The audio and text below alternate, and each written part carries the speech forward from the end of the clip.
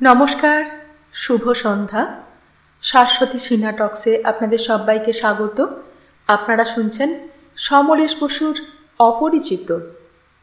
আজ নবম অধ্যায়। এই অধ্যায়ের নাম সুজিত একলা ঘরে। শুরু করি। সুজিত একলা ঘরে অনেকক্ষণ চুপ করে দাঁড়িয়ে রইল।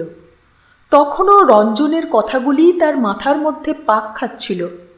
একসময় তার খেয়াল হলো সকাল থেকে একবারও সুনয়নীকে দেখা হয়নি। সে বাড়ির ভিতরে গেল। আস্তে আস্তে সুনয়নীর ঘরের দরজায় গিয়ে থমকে দাঁড়িয়ে পড়ল। দেখল ভুজঙ্গভূষণ সুনয়নীর দুটি অসাড় হাত নিজের বুকের উপর তুলে নিয়ে সুনয়নীর মুখের সামনে ঝুঁকে আছেন। বলছেন, নয়ন, আমার গল্পগুলো তাহলে তুমিই শুনো কেমন? তুমি তো আমাকে বিশ্বাস করো, হ্যাঁ? চিরকালই করে এসেছ। ওরা বড় সত্যি মিথ্যের যাচাই করে, কিন্তু আমরা তা করব না। আমরা ইচ্ছে করলে কোনো সময় রাজা রানী হব, কোনো সময় ঘুটে কুড়নির মেয়ে জামাই হব। কি বলো? বাহ, লক্ষ্মী সোনা আমার। ও কি আবার রাগ কেন নয়ন? মদ খেতে যাব না? আচ্ছা, যাব না। ঘরে নিয়ে এসে তোমার সামনে বসে খাবো, কেমন? লক্ষ্মী লক্ষ্মী আমার। আবার চোখে জল কেন? আহ, ছি নয়ন, অমন করে কাঁদিস না। দেখিস একদিন সব দুর্ভাগ্য কেটে যাবে। সুজিত চুম্বনের শব্দ পেল। দরজার পাশ থেকে সে আস্তে আস্তে পা টিপে টিপে সরে এলো। মুখে তার হাসি, কিন্তু চোখ দুটি কখন ভিজে উঠেছে টের পায়নি। সে শুধু উচ্চারণ করল, ভালোবাসা ভালোবাসা। সুজিত আবার বাইরের ঘরে এলো। এক মুহূর্ত দাঁড়িয়ে বারান্দা দিয়ে ঘুরে নিজের ঘরে গিয়ে বিছানায় এলিয়ে পড়ল। তার ক্লান্তি বোধ হচ্ছে। একটু বোধহয় তন্দ্রা মতোই এসে পড়েছিল। কলিং বেল বেজে ওঠার শব্দ সে পেয়েছিল। মনে মনে ভেবেছে এর মধ্যেই আবার শিবেন বোধহয় ফিরে এলো। কিন্তু সে মুখ তোলেনি, চোখ খোলেনি, একভাবেই পড়েছিল। একটু পরেই তার ঘরের দরজার সামনে পায়ের শব্দ পেয়ে মুখ ফিরিয়ে তাকালো, এবং তাকিয়েই তার হৃদস্পন্দন যেন সহসা স্তব্ধ হয়ে গেল। শরীর নিশ্চল, মৃতবৎ মনে হলো। প্রথমে মনে হলো সে স্বপ্ন দেখছে, এখনও সে নিদ্রিত, নইলে তার সামনেই সুনিতাকে সে দেখছে কেমন করে? সুনিতার চোখের সঙ্গে তার চোখের দৃষ্টি এমন স্থির অপলকভাবে মিলছে কেমন করে? দরজার সামনে যেন এক অবিশ্বাস্য স্বপ্নেরই দ্যুতি। যৌবনের এক দুঃসহ বিজলি ঝলক, স্থির নিশ্চল। রক্তাম্বরী বিম্বষ্ঠা, বক্ষে ও সর্বাঙ্গে নিটুট স্বাস্থ্য এক নিপুণ শিল্প হয়ে উঠেছে, যে শিল্পের মধ্যে একটা ঔদ্ধত্য বক্ষের জীবনকলি দিয়ে বিশ্ব সংসারকে বিদ্ধ যাতনায় চকিত করছে। কিন্তু চোখ, সেই চোখ যার মধ্যে অসহায় বিভ্রান্তি মাথা কুটছে। সুজিত আস্তে আস্তে উঠে বসল। বসতেই বারান্দার জানলা দিয়ে তার লক্ষ্য পড়ল দীপু দাঁড়িয়ে রয়েছে। আবার সে সুনিতার দিকে ফিরে তাকালো। এবার চোখে পড়ল সুনিতার হাতে সুনিতারই মুখের সেই স্কেচ। সুনিতাও একবার স্কেচটা দেখল, আবার চোখ তুলে তাকালো, এবং সহসা তার দুই চোখ ঈষৎ ছোট হয়ে এলো। নাসারন্ধ্র কিঞ্চিত স্ফীত হলো, এবং একটি বিচিত্র আলো যেন বিচ্ছুরিত হলো চোখ থেকে। সুজিত উঠে দাঁড়ালো। সুনিতা ঘরের মধ্যে দুপা এগিয়ে এলো, বলল, চিনতে অসুবিধে হচ্ছে না তো? সুজিত প্রায় অস্ফুটে উচ্চারণ করল, সুনিতা। সুনিতা ঈষৎ ঘাড় বাঁকালো, বলল, মনে আছে দেখছি। সুজিত সঙ্গে সঙ্গেই বলল, ভুলে যাব মনে করেছিলেন? সুনিতা বলল, অসম্ভব কি, আমিই বরং আপনাকে একেবারে ভুলতে পারছিলাম না। আমি তারই জবাব নিতে এসেছি আজ। সুজিত বলল, কিসের জবাব? সেদিন যা বলেছিলেন, যে কথা আমাকে আর কেউ কখনো বলেনি। সুজিত যেন হঠাৎ সম্বিত ফিরে পেল। বলল, বসুন আপনি। মানে কোথায় যে বসতে দিই, এ ঘরে আবার চেয়ার টেয়ার সেরকম কিছু। সুনিতা খাটের ওপর বসে পড়ল।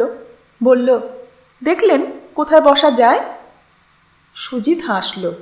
বলল, ওতে বসতে আপনার অসুবিধা হবে না? সুনিতা খাটের ধারে রেলিংয়ে হেলান দিয়ে ভালো করে বসে বলল, তবে সুবিধে করেই বসলাম, বলে হেসে উঠল।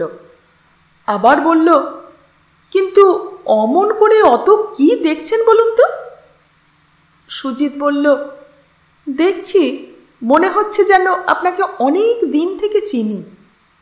সুনিতা কয়েক মুহূর্ত সুজিতের দিকে তাকিয়ে হঠাৎ গম্ভীর হয়ে উঠল, চোখের পাতা নামালো।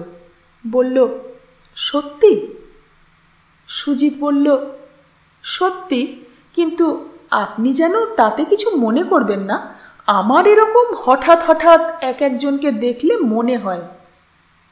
সুনিতা জিজ্ঞেস করল, কেন মনে হয়? আমি তা বুঝতে পারি না। দুজনেই দুজনের দিকে তাকিয়েছিল ওরা, এবং সহসা যেন কেউই কারোর ওপর থেকে চোখ সরাতে পারল না। সুনিতা সহসা যেন একটু আরক্ত হলো, ওর চোখের পাতা নত হলো। বলল, আমি আপনাকে অনেক খুঁজেছিলাম সেদিন। শুনেছি। সুনিতা অবাক হয়ে জিজ্ঞেস করল, কার কাছে? প্রিয়নাথ দাস আর? প্রিয়নাথ দাস? ও আজ সকালে যখন এসেছিল? হ্যাঁ। কার কাছে শুনলেন? কেন, দীপুর মুখে। দীপু যে আজ সকালেই আমার কাছে ছুটে গেল এই পোর্ট্রেট নিয়ে। সুনিতা হাতে তুলে স্কেচটা দেখালো। আবার ওরা কয়েক মুহূর্ত পরস্পরের দিকে তাকিয়ে রইল। সুনিতার চোখে যেন চকিত আলোর বহু বিচিত্রের লীলা চলেছে, অথচ স্থির। সুজিতের চোখ স্নিগ্ধ উজ্জ্বল, যেন এক গভীর বিস্ময়ে সুদূরে নিবদ্ধ এবং প্রশান্ত। সুজিত বলল, দীপু আজ সকালে ওটা আপনার কাছে নিয়ে গেছিল? জবাব এলো দরজার বাইরে থেকে। হ্যাঁ। সুজিত ফিরে তাকিয়ে দেখল দীপু দরজার বাইরে দাঁড়িয়ে চৌকাঠ খুঁড়ছে। বলল, আপনি তো আবার মিছে কথা বলতে পারেন না। ভাবছেন দীপুটা মিথ্যেবাদী, কিন্তু আমি যদি তখন বলতাম ওটা আমার কাছে রয়েছে, তাহলে ওরা ঠিক নিয়ে নিত। সুনিতা বলে উঠল, তুই ঠিক করেছিস দীপু। সুজিত দীপুর দিক থেকে সুনিতার দিকে ফিরল। দীপু বলল, আপনারা কথা বলুন সুনিতাদি, আমি একবার মাকে দেখে আসছি। দীপু চলে গেল। সুনিতা জিজ্ঞেস করল, আপনি বুঝি মিথ্যে কথা বলতে পারেন না? সুজিত ঘাড় নেড়ে বলল, না, আমার বুক ধড়ফড় করে। সুনিতা খিলখিল করে হেসে উঠল। তারপরে হঠাৎ থেমে বলল, সত্যি? সুজিত বলল, সত্যি না বললে যে আবার সেই মিথ্যেই বলা হবে। সুনিতা আবার হেসে উঠল। হাসি থামলে সুজিতের দিকে চোখ তুলে জিজ্ঞেস করল, হ্যাঁ, তখন প্রিয়নাথ দাস আর কার যেন কথা বলতে যাচ্ছিলেন? রঞ্জন। রঞ্জন? রঞ্জনও এসেছিল আজ? সুনিতার চোখে মুখে উত্তেজনার রক্তাভা লাগলো। সুজিত বলল, হ্যাঁ, রঞ্জন এসেছিল। কি বলল? শিবেনকে বলতে এসেছিল সে যেন আপনাকে বিয়ে করার চেষ্টা না করে। মুহূর্তেই সুনিতার চেহারা যেন সম্পূর্ণ বদলে গেল। ট্রেনে দেখা সেই তীব্র উত্তেজনা তীক্ষ্ণ বিদ্রুপে দুঃসহ ঘৃণায় যেন দপদপিয়ে উঠল, এবং পর মুহূর্তেই হাসিতে ফেটে পড়ল। সে হাসি অনেকক্ষণ ধরে বাজতে লাগলো। সুজিতের মনে হলো এ হাসি স্বাভাবিক নয়, যেন হিস্টিরিয়ার অভিব্যক্তি। তার ইচ্ছে হলো সুনিতাকে জোর করে ধরে ঝাঁকানি দিয়ে থামিয়ে দেয়, শান্ত হতে বলে। সে যেন স্পষ্টই দেখতে পাচ্ছে এ হাসির মধ্যে কোথাও এক বিন্দু সুখ নেই, আনন্দ নেই, একটা দুঃসহ ঘৃণা ও ব্যথা ঝরে পড়ছে। এ হাসি হাসতে সুনিতার কষ্ট হচ্ছে, অথচ এ হাসি আপনা থেকেই ওর ভিতর থেকে বিষের মতো উপচে পড়ছে। কিন্তু কিছু বলতে পারছে না সুজিত। একটি মেয়ের প্রাণান্তকর কষ্ট যেন তাকে অসহায় হয়ে দেখতে হচ্ছে। আস্তে আস্তে হাসির বেগ কিঞ্চিত প্রশমিত হলে সুনিতা বলল, আপনি তো তাহলে আমার বিষয়ে সবই শুনেছেন? সুজিত বলল, তা কিছু কিছু শুনেছি। জবাব শুনে সুনিতা আবার সার্সি ভাঙা ঝনঝন শব্দে হেসে উঠল। তারপরে হঠাৎ থামল, যেন কেউ ওর গলা টিপে হাসি থামিয়ে দিল। বলল, কিছু কিছু মানে কি? আমার কি পরিচয়, আমাকে লোকে কি চোখে দেখে, আমি কি চরিত্রের মেয়ে, সবই শুনেছেন আশা করি? সুজিত বলল, মোটামুটি। সুনিতা এক মুহূর্ত তাকিয়ে সহসা ঈষৎ চোখ কোঁচকাল, ঠোঁটের কোণে বক্রতা দেখা দিল। বলল, মোটামুটি মানে এই ধরুন আমি একজন মস্ত বড় লোকের। সুজিত তাড়াতাড়ি বলে উঠল, আপনি প্রিয়নাথ দাসের আশ্রিতা। আশ্রিতা? ঠোঁট বেঁকিয়ে বলেই সুনিতা আবার হেসে উঠল। বলল, খারাপ কথা কেউ ভদ্র ভাষায় আপনি বলতে পারেন দেখছি। সুজিত বলল, আমি যা সত্যি বলে জানি তাই বললাম। সুনিতা উচ্চারণ করল, যা সত্যি বলে জানে না। সুজিতের দিকে এক মুহূর্ত তাকিয়ে আবার বলল, আর আমি যে নষ্ট ভ্রষ্ট, পুরুষদের সঙ্গে হোটেলে ক্যাবারে ঘুরে বেড়াই, সে খবর জানেন না? সুজিত বলল, শুনেছি, আপনি যা যা বললেন সবই শুনেছি। কিছু কিছু কথা তো সেদিন আমি ট্রেনেই শুনেছিলাম, কিন্তু তার মধ্যে আপনাকে চিনতে আমি ভুল করিনি। সুনিতা আত্মগতভাবে নিচু স্বরে উচ্চারণ করল, আমাকে চিনতে? সহসা যেন সুনিতা চমকে উঠে বলল, হ্যাঁ, আপনি কেন আমাকে সেদিন ও কথা বলেছিলেন? আমার মধ্যেই আপনি কোথায় খুঁজে পেলেন একজন অসহায় আর দুঃখীকে? আমাকে বলুন। সুজিত বলল, আমি তা ব্যাখ্যা করতে পারি না, কিন্তু আমি যেন তাই দেখেছিলাম এবং এখনো তাই দেখছি। সুজিতের দিকে তাকিয়ে থাকতে থাকতে হঠাৎ মুখ ফিরিয়ে নিল সুনিতা। সুজিত আবার বলল, সত্যি বলতে কি জানেন, এ যেন অনেকটা নিজেকেই দেখার মতো। সুনিতা মুখ ফিরিয়ে তাকালো, বলল, নিজেকে দেখার মতো? সুজিত অনেকটা অবুঝ শিশুর মতো ঘাড় নাড়ল এবং দুজনেই পরস্পরের দিকে কয়েক মুহূর্ত তাকিয়ে রইল।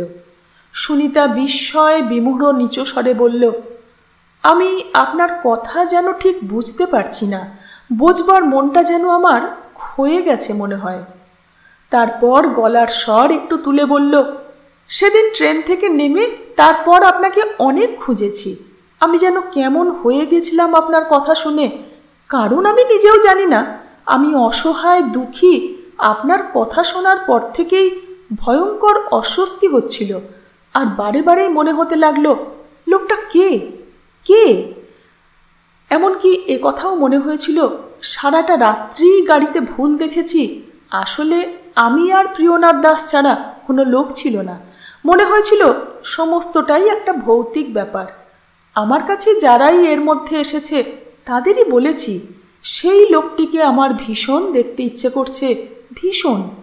কিন্তু সে লোকটা বোধহয় আসলে লোক নয়, একটা বাতাসের বুকে ছায়া। তারপরে আজ যখন দীপু এই স্কেচটা নিয়ে গেল আমার কাছে, বুকটা ধক করে উঠল। ও বলল, সুজিতদা এঁকেছে মন থেকে। কে সুজিতদা? হঠাৎ যেন মনটা বলল, সেই কি সেই লোক যাকে আমি শেষ মুহূর্তে আয়নায় দেখেছিলাম? তৎক্ষণাৎ ওর সঙ্গে ছুটে চলে এসেছি। সুজিতের মুখে ওর সরল হাসিটি শিশুর মতো ফুটে উঠল। বলল, হ্যাঁ, আমি সেই। সুনিতা স্কেচের দিকে একবার দেখে বলল, কিন্তু এ কি সত্যি মন থেকেই আঁকা, শুধু স্মৃতি থেকে? সুজিত বলল, তাছাড়া আর তো কোনো উপায় ছিল না। কিন্তু কি করে সম্ভব, কি করে, আমার জানতে ইচ্ছে করছে। সুজিত এক মুহূর্ত অন্যমনস্ক হলো, তারপরে হেসে বলল, আপনি যেমন আমাকে খুঁজছিলেন, বোধহয় আমিও তেমনি মনে মনে আপনাকে খুঁজছিলাম। খুঁজছিলেন? হ্যাঁ, আর খুঁজে পেয়েছিলাম কাগজের ওপরেই, তা দেখতে পাচ্ছেন। সুজিত যেন খুশিতে হেসে উঠল। সুনিতা জিজ্ঞেস করল, কেন খুঁজছিলেন? সুজিত বলল, বুঝতে পারছিলাম না, মনটা কিরকম হচ্ছিল। আমি অনেক কিছুই বুঝতে পারি না, জানেন। কেন? সুজিত তার অপরিণত মস্তিষ্ক, চিকিৎসা, বর্তমান অবস্থা এবং অতীতের দুই একটি কথা সংক্ষিপ্তে সবই বলল। সুনিতা যেন গভীর অভিনিবেশে সমস্ত কথা শুনল। তারপরে বলল, ও, আপনি পিতৃমাতৃহীন? সুজিত বলল, হ্যাঁ, কিন্তু পরম ভাগ্য আমি ভালো লোকের আশ্রয় একটা পেয়েছিলাম। এমন সময়ে কলিং বেলের শব্দ পাওয়া গেল। সুজিত বলে উঠল, শিবেনবাবু এলেন বোধহয়। সঙ্গে সঙ্গে সুনিতারও যেন সহসা পরিবর্তন হলো। বলল, হ্যাঁ, শিবেনকে আপনার কেমন মনে হয়? সুজিত বলল, এত চট করে কি বলা যায়? ওরা আজ কি বলা বলি করছিল? আপনার বিয়ের কথা। প্রিয়নাথবাবু আর বীরেন্দ্রবাবুর বোধহয় ইচ্ছে শিবেনের সঙ্গেই আপনার বিয়ে হয়। সুনিতার ঠোঁট বেঁকে উঠল। জিজ্ঞেস করল, কিন্তু রঞ্জনের সঙ্গে আপনার আলাপ হলো কেমন করে? দরজা খুলতে গিয়েই ওকে আমি চিনতে পারলাম, তাই ওকে জিজ্ঞেস করেছিলাম ও আপনাকে ভালোবাসে নাকি। সুনিতা নির্বাক বিস্ময়ে তাকিয়ে রইল সুজিতের দিকে। সুজিত আবার বলল, রঞ্জন বলল সে তা জানে না, মোটের ওপর আপনাকে ওর চাই। সুনিতা খিলখিল করে হেসে উঠল, সেই অস্বাভাবিক বিদ্রূপ আর ঘৃণা মিশ্রিত তীব্র তীক্ষ্ণ হাসি। সুজিত বলে উঠল, কিন্তু আপনি বুঝি 28শে মার্চ আপনার কথা দেবেন বলে জানিয়েছেন? সুনিতা উচ্ছ্বসিত হাসির মধ্যেই বলল, সে কথাও জানেন? সেদিন আপনিও আসবেন, আপনাকে আমি নিমন্ত্রণ করছি। কিন্তু 28শে মার্চেই কেন? বাহ, সেদিন যে একটা শুভ দিন। হিন্দু মতে সেদিন যে পাকা দেখার দিন, পাঁজি দেখেন না? বলতে বলতেই সুনিতা হাসির বেগে চৌচির হলো এবং উঠে দাঁড়ালো। বলল, হতে পারি খারাপ মেয়ে, ওরা আমাকে ছাড়বে না যখন একটা দিনক্ষণ তো দেখতেই হবে। সুজিত বলল, খারাপ আপনাকে কে বলেছে? সুনিতার হাসি থামল। বলল, সবাই যারা আমাকে চায় তারা খারাপ জেনেই তো আমার চারপাশে ভিড় করেছে। একমাত্র তো আপনাকেই দেখলাম যে আমাকে আমাকে অন্য রকম দেখেছে। বলে আবার একটু হাসল সুনিতা এবং দুপা দরজার দিকে এগুতে গিয়ে সুজিতের সামনেই দাঁড়ালো। সুজিত বলল, একটা কথা বলবো? বলুন। আপনার দরকার একটু শান্তি, একটু ভালোবাসা। ভালোবাসা? সুনিতা পুনর্বার অজস্র হাসিতে ফেটে পড়ল। বলল, এই সমাজে, এই যুগে আর আমার মতো একটা রূপসী আর বেওয়ারিশ মেয়ে, সমাজে যার দুর্নামে কান পাতা যায় না, তাকে আপনি শান্তি আর ভালোবাসার কথা? সেই হিস্টিরিয়া ব্যাধির মতোই হাসতে হাসতে প্রায় সুজিতের শরীরের কাছে এলিয়ে পড়ল সুনিতা। আবার বলল, এই সমাজে যে মেয়েদের ভালো আশ্রয় আছে তাদেরই বা কজনের জীবনে ওই বস্তু দুটো আছে? আপনি এ যুগের কিছুই জানেন না, ছেলে হয়েও এই যুগের পুরুষদের আপনি মোটেই চেনেন না। সুজিতের হাসির মধ্যে একটি করুণ ব্যথা ফুটে উঠল। বলল, তা হয়তো হবে, যুগের কথা আমি জানি না। আপনি আসার আগে আমি এমন একটা আশ্চর্য অপরূপ দৃশ্য দেখেছি, মনে হলো তার সঙ্গে যেন যুগের কোনো সম্পর্ক নেই, যেন সকল যুগের ঊর্ধ্বে। দেখে আমার মনটা কেমন করছিল, আনন্দে আর আর ঠিক কি বলবো, আমার যেন মনে হয় সত্যিকারের আনন্দের মধ্যে একটা ব্যথাও আছে। ব্যথার আনন্দ, সেই রকম একটা সুখের ব্যথায় আমি যেন কীরকম হয়ে গেছিলাম, তাই অমনি করে বুক চেপে পড়েছিলাম। সুনিতা জিজ্ঞেস করল, কি সেই দৃশ্য? সুজিত বলল, আমি দেখলাম যাদের বয়স হয়ে গেছে, যৌবন আর নেই, এরকম এক দম্পতিকে। স্বামী প্রায় বৃদ্ধ, স্ত্রীও তাই। তার উপরে স্ত্রী সম্পূর্ণ রুগ্ন, পক্ষাঘাতগ্রস্ত, শুধু চোখের ভিতর দিয়েই কথা বলতে পারেন। আমি দেখলাম সেই স্ত্রীকে বুকের কাছে ধরে স্বামীটি কি গভীর স্নেহে তাকে আদর করছেন, চোখের জল মুছিয়ে দিচ্ছেন, তুই বলে সম্বোধন করছেন, নিজের দুর্ব্যবহারের জন্য ক্ষমা চাইছেন, আর স্ত্রীকে চুমো খাচ্ছেন। আমি দেখলাম স্বামীটির চোখে জল, স্ত্রীর চোখেও, কিন্তু গভীর বিশ্বাস ও শান্তিতে দুজনের চোখেই আশ্চর্য মিষ্টি হাসি। সুনিতা সহসা রুদ্ধ গলায় বলে উঠল, আমাকে গল্প বলছেন? না, গল্প নয় সুনিতা, আমি দেখলাম অসহ্য দুর্ভোগের মধ্যেও অবিশ্বাস্য সুন্দর ঘটনা। সুনিতা চকিতে একবার সুজিতের চোখের দিকে তাকালো, তারপর যেন রুদ্ধশ্বাস ব্যাকুলতায় ছটফট করে উঠল, ফিসফিস স্বরে উচ্চারণ করল, কিন্তু এ গল্প, গল্পই শুধু, এ আমি শুনে কি করব, কি করব? সুজিত, এসব নেই, এসব নেই। তুমি ভয়ঙ্কর সরল বলে এসব বিশ্বাস করেছ। তুমি আলাদা মানুষ। সুনিতা থামল, মুখ তুলল। ঘন সান্নিধ্যে ওরা পরস্পরের দিকে তাকিয়ে দেখল। পরমুহূর্তেই সুনিতা সহসা এগিয়ে দরজার বাইরে চলে গেল। থমকে দাঁড়ালো একবার, মুখ ফিরিয়ে তাকালো। স্কেচটা ওর হাতেই ছিল। নিচু স্বরেই বলল, সুজিত, তুমি কোথা থেকে এলে বুঝতে পারছি না। তুমি যা বলছো সেসব বোঝবার মন বোধহয় আমার নষ্ট হয়ে গেছে। বলতে বলতেই একটি চকিত যন্ত্রণার ছায়া পড়ল ওর মুখে। বলল, আশা করি আবার তোমাকে দেখতে পাবো। যাচ্ছি। বলে সুনিতা যেন ছুটে চলে গেল। সুজিত তাড়াতাড়ি ওকে অনুসরণ করল, কিন্তু সিঁড়ি দিয়ে নেমেও ওকে আর ধরতে পারল না। ও ততক্ষণে গিয়ে ওর গাড়িতে বসেছে। বসা মাত্রই ড্রাইভার গাড়িতে স্টার্ট দিয়ে দিল। সুজিত দরজায় দাঁড়িয়ে পড়ল। গাড়িটা বেঁকে বেরিয়ে যাবার মুহূর্তেই সুনিতার একটা হাত উঠল, তারপর অদৃশ্য হয়ে গেল।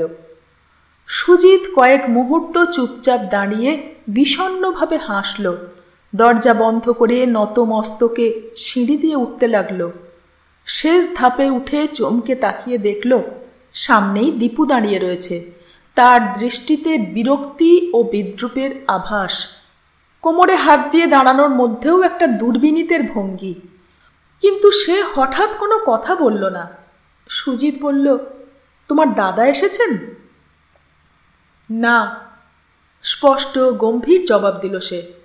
তবে কলিং বেল বাজাচ্ছিল কে? একইভাবে জবাব দিল দীপু।